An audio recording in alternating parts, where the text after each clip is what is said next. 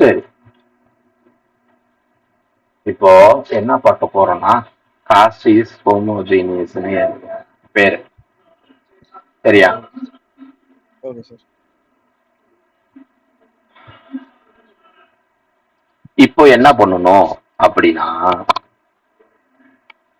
உனக்கு இந்த மாதிரி கொஸ்டின் இருக்கா? இது இப்போ எக்ஸ் எஸ். ஸ்கொயர், இது 2 தடவை டிஃபரன்ஷியேட் பண்ணதா, அதனால டி ஸ்கொயர்னு இப்படி எழுதிக்க பிளஸ். இது 4x, ஓகே சார்.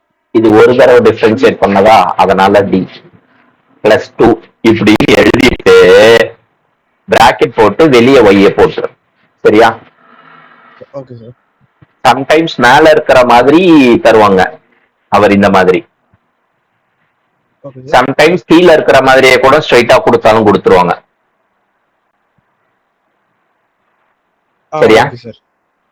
மேல இருக்கிற மாதிரி கொடுத்தாங்கன்னா நீ கீழே இருக்கிற மாதிரி கன்வெர்ட் பண்ணிக்கணும், கீழே இருக்கிற மாதிரி கொடுத்தாங்கன்னா அப்படியே வச்சுக்கலாம், ஒன்றும் பிரச்சனை இல்லை. Okay sir. இப்போ left hand side right hand சைடுன்னு ரெண்டா பிரிக்கிறோம். இப்போ லெஃப்ட் ஹேண்ட் சைடுல இருக்கிறது என்ன இருக்கு அப்படின்னா எக்ஸ் ஸ்கொயர் டி ஸ்கொயர்னு இருக்கா, இத டி டேஷ் அப்படின்னு எழுதலாம். Okay sir. அடுத்தது எக்ஸ் டின்னு இருக்கா, ஓகே சார். எக்ஸ் டின்னு இருக்கு, sorry D dash square, X டின்னு இருக்கிறத வெறும் டி டேஷ்னு எழுதலாம். Okay sir.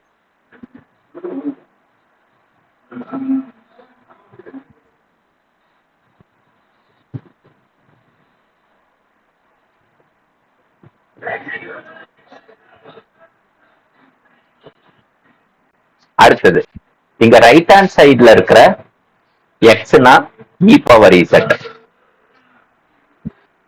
Okay sir. இப்ப ரெண்டு பக்கமும் லாக் எடுக்கிறோம், இது லாக் எக்ஸ், இங்க லாக் எடுத்தோம்னா லாகும் ஈயும் கேன்சல் ஆகி வெறும் இசட் மட்டும் வரும். புரியுதா? Okay sir.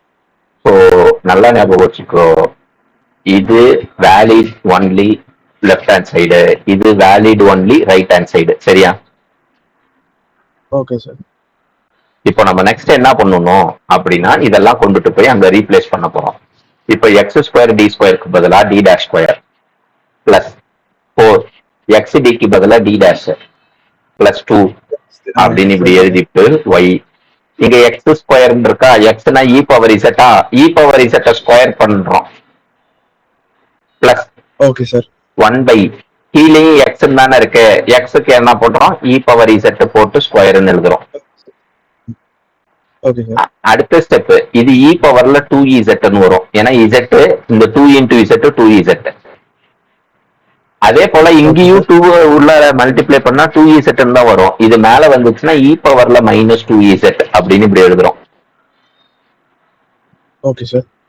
அடுத்தது இங்க D dash square plus 4d dash plus 2 அப்படின்னு வரும். இப்ப இது எத்தனாவது டைப்ல உனக்கு வந்திருக்கு அப்படின்னா இது செகண்ட் டைப், இதுவும் செகண்ட் டைப்.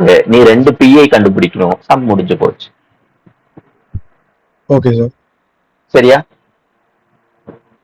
Okay sir. சிஎஃப்பும் கண்டுபிடிக்கணும், பிஐயும் கண்டுபிடிக்கணும், 2 பிஐயும் ரெண்டாவது டைப்ல வருது. சரியா? சோ நீ கொஸ்டினை நம்மளுடைய டைப்புக்கு கொண்டுட்டு வர்றதுதான் மேட்ரு. ஒன்ஸ் நம்மளுடைய டைப்புக்கு கொண்டுட்டு வந்துட்டோம்னா அது எத்தனாவது டைப்போ அந்த டைப்போட ரூல்ஸ் அண்ட் ரெகுலேஷன்ஸை ஃபாலோ பண்ணி போடணும். இதுக்காக தான் நம்ம அந்த 4 டைப் அடிச்சது. Yes sir.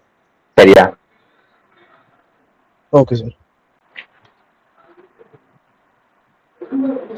சோ எப்பவுமே இந்த சம் போட்டு பாக்குறதுக்கு முன்னாடி 4 டைப்லயும் ஒரு 2 சம் போட்டு பாக்குறது பெஸ்ட். அது பார்க்காம நீ இதுக்குள்ளார வந்தீங்கன்னா போட முடியாது. சரியா? Okay sir.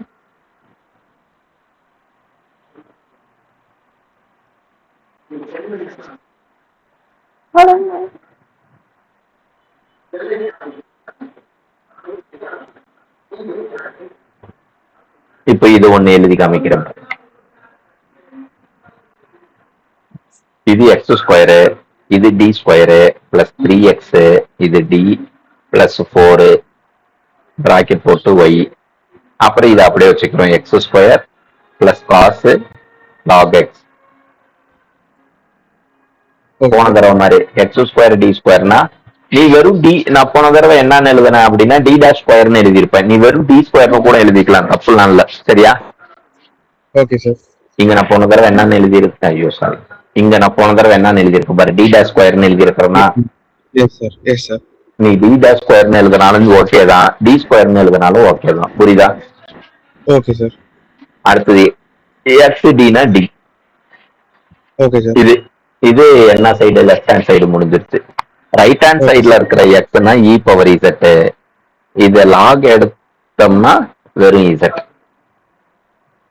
இப்போ இங்க எழுதுறோம்னா d square plus 3d plus 4 அப்புறமா பிராக்கெட்ல ஒய், எக்ஸ்னா e power z, so e பவர்ல 2z plus cos log x பதிலா இசட்.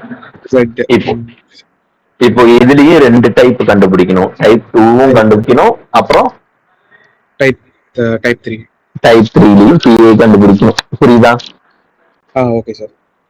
இவ்வளவுதான் இந்த காட்சி உள்ள. நீ ஃபர்ஸ்ட் இருக்கிற டைப் தெரிஞ்சுக்கிட்டு இந்த 4 கண்டிஷனை மட்டும் தெரிஞ்சுக்கிட்டீங்கன்னா நீ எப்படி வேணாலும் கொடுப்பாங்க, அதை கன்வெர்ட் பண்ணி போட்டுடலாம். புரியுதா? Okay sir. இது கொஸ்டின் பேப்பரை பார்த்துட்டு ஏன் டவுன்லோட் ஆகுது, ஓபன் ஆகணுமே.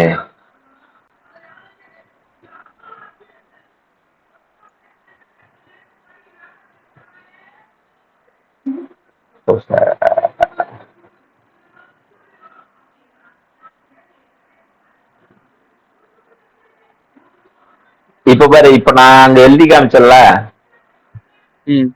போட்ட அதே சம் எனக்கு தெரிஞ்சு இங்க -3y 3ன்னு இருக்கு, அங்க +3 இருந்தது. இதுதான் டிஃபரன்ஸ் நினைக்கிறேன். Okay sir. இப்ப நம்ம போட பாமா ரைட், இது +3x உன் கொஸ்டின் பேப்பர்ல -3x கொடுத்திருக்கேன். படி சரி. புரியுதா? Okay sir. Okay sir. இது இன்னொன்னு ஓபன், இது ஆப் தானே, இது ஏன் எக்ஸ்டென்ஷன்ல காமிக்குது? ஆப்பை இன்ஸ்டால் பண்ணணும். இது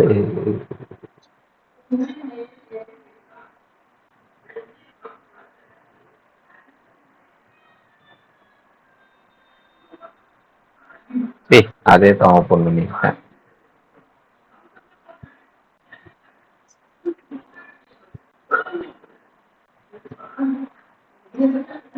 இதுதான் நான் அப்போ போட்டு காமிச்ச சம்மு. ஓகே, இது அந்த லாஸ்ட் கிளாஸ்ல போட்டது. இது மெத்தட் ஆஃப் வேரியேஷன். இந்த கொஸ்டின் பேப்பர்ல அதை காணும். ஓகே, இது 30300.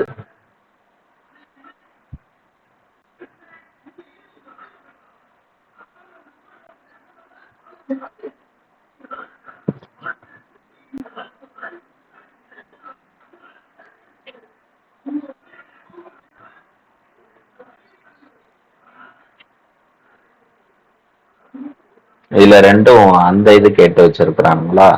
இது எந்த வருஷத்துது? இதான் சார் ரீசன்ட் நினைக்கிறேன், 11/5. சரி, நான் கொசிக்கேன். இது 2023ன்னு இருக்கு, எக்ஸாம் டேட் 2024ன்னு இருக்கு. எனக்கு தெரிஞ்சு நீ கரண்ட்ல எழுதின கொஸ்டின் பேப்பர்னு நினைக்கிறேன். ஆமா சார், இது ஆக்சுவலி ரெகுலேஷன் 2023 சார். ஏன்னா அரியர் எக்ஸாம் ரெண்டு ரெகுலேஷன் சார். இதுலயும் அதே சம் தாண்டா கேட்டு வச்சிருக்கேன். ஸோ ஒன்னு மெத்தட் ஆஃப் வேரியேஷன் பாராமீட்டர் வருது, இல்லாட்டி இது வருது. ஓகேவா? ஒன்னும் பிரச்சனை இல்லை. இதுக்கப்புறம் நம்ம ஏதாவது படிக்கணும்னா மெத்தட் ஆஃப் வேரியேஷன் பாராமீட்டர் மட்டும் தான் படிக்கணும். நான் உன்னை மெயில் ஐடி